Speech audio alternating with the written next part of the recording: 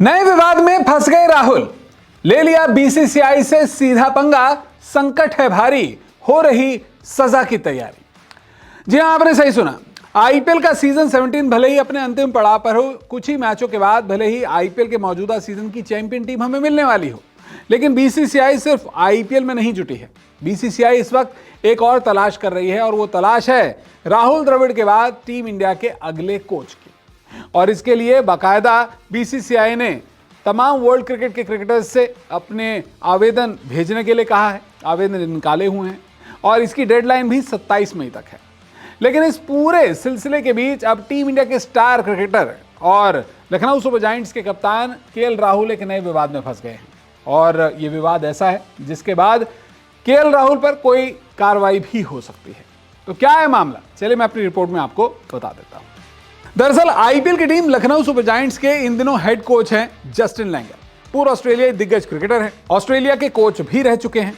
और Justin Langer ने इन दिनों एक इंटरव्यू दिया है और इस इंटरव्यू के चलते ही केएल राहुल नए विवाद में फंस गए हैं। आपको बता दूं कि बीबीसी स्टंप्ड को दिए एक इंटरव्यू में जस्टिन लैंगर ने अपने आप को भारतीय टीम के अगले हेड कोच बनने की दौड़ से बाहर बता दिया है। और इसके पीछे की जो वजह जस्टिन लैंगर ने बताई है, उसमें उन्होंने बाकायदा केएल राहुल का नाम लेकर एक बड़ी बात कह दी है। अब यहाँ पर जस्टिन लैंगर कहते हैं कि मैं केएल राहुल से बात कर रहा था और उन्होंने मुझसे कहा कि तुम जानते हो, यदि तुम्हें लगता है कि आईपीएल टीम में दबाव और राजनीति है तो आप उसे 1000 से गुना कर दीजिए। उतना ही दबाव और राजनीति टीम इंडिया का कोच बनने में है। मेरे लिए ये एक अच्छी सलाह रही। मेरे ख्याल से ये एक बेहतरीन नौकरी होती, लेकिन फिलहाल नहीं हो सकती।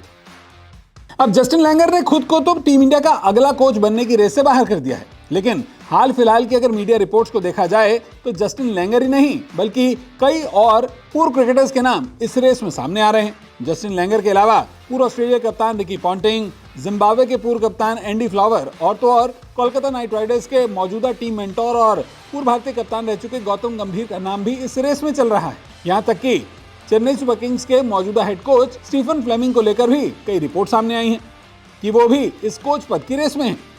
हालांकि अब तक इसे लेकर कोई भी औपचारिक बयान बीसीसीआई की तरफ से नहीं दिया गया है, लेकिन यहाँ पर जस्टिन लैंगर के दिए इस विवादित इंटरव्यू के बाद बीसीसीआई सचिव जय शाह को एक सफाई देनी पड़ी।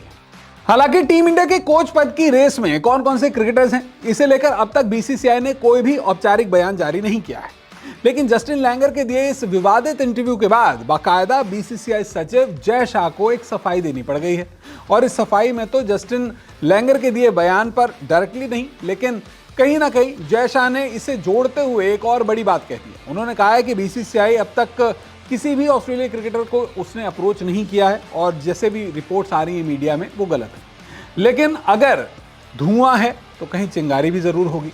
हम ये नहीं कह रहे कि बीसीसीआई झूठ बोल रही है या जस्टिन लैंगर झूठ बोल रहे हैं, लेकिन जो भी कुछ है, एक विवाद सामने आ चुका है और इस वक्त आईपीएल की टीम के एक हेड कोच, आईपीएल की ही टीम के कप्तान का नाम इस्तेमाल करते हुए एक बड़ा बयान दे रहे हैं और वो ये कह रहे हैं कि मुझे टीम इंडिया के ही एक क्रिकेटर ने कहा है कि यहाँ पर टीम में पॉलिटिक्स होती है और प्रेशर होता है।